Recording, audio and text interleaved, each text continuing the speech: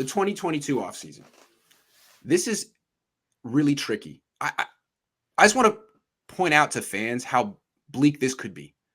There's a lot of guys on this team who are on one-year deals. They could all leave because this team's looking like, what if they missed the playoffs? They could all leave. Also, no first-round pick. So not a lot of cap space either.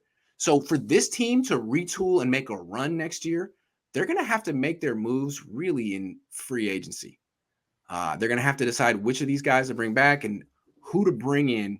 And I just want to point out, like, this regime has a terrible record in free agency. They've had some good trades, but free agency, their best free agent signing is Kyle Juszczyk. And they've had some real bad ones. I just did the math earlier. I'd like to point it out. Hold on. This is a list. So since 2017, the Niners have spent, these are some of their worst signings: Quan Alexander, Jerick McKinnon, Tevin Coleman, Pierre Garçon, Marquise Goodwin, Malcolm Smith, Brian Hoyer, Cassius Marsh. None of these guys are on the team anymore. They were all busts. And they cost the 49ers $104 million. So can you really trust this regime to head into this offseason and get it right? I don't know. Here's the thing. If the 49ers are losing now, and they're already a losing team by default, and they don't have the capital to rebuild, you don't get better. Yeah. So that's why we've been discussing who we have to trade, the reality of having to hit the reset button. And, so we're talking about, like, the Niners need to get rid of Jimmy Ward and Jaquiski Tartt. Don't count on it. I would imagine what they're going to do next year is probably do a lot of what they did last year. Holes to fill, because right now they are probably 100% convinced the only secondary hole they have to fill is corner. Yeah. And watch them spend another not first or second round pick on the corner. Right. They'll spend like a late third and be like, oh, see, we did it, just like Ambry Thomas. This 2022, next season could be even worse.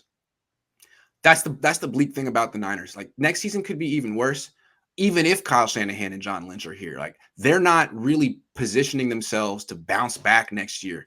I just don't see how they turn this around in the offseason unless they find some first-round picks or make some trades. Like, they can't just go into free agency and spend their way out of this. They don't know how to do that, and they don't have enough funds to do it anyway.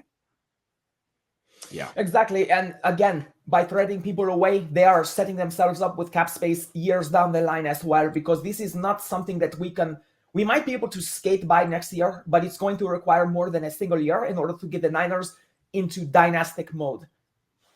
True. Fred, fastest middle linebacker in the league in his instinct, can be elite. I've seen it. I'd take an elite middle linebacker over Bosa. Bosa's a good trade option. That's fair. And I think he says the right thing. He can be. Absolutely. Let's see how Fred Warner responds after getting called out by the general manager, who also happens to be a Hall of Famer, John Lynch. Let's see. Because Fred Warner carries himself as like someone who aspires to be a Hall of Famer. So you just got called out by John Lynch. Let's see how. He has what the ancient Greeks would call arete, which is humble arrogance.